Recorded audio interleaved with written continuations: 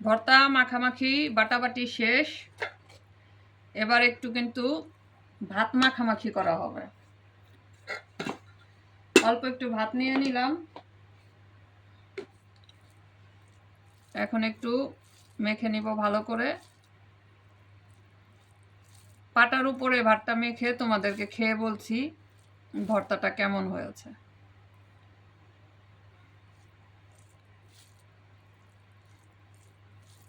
আরে টাওয়াল দেওয়ার পরে তো শব্দই নেই। এই যে একটা বড় লোকমা করেছি, এবার বিসমিল্লাহ।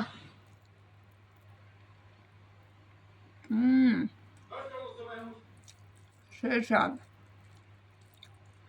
বন্ধুরা, সেই স্বাদ বন্ধুরা, এত মজা হয়েছে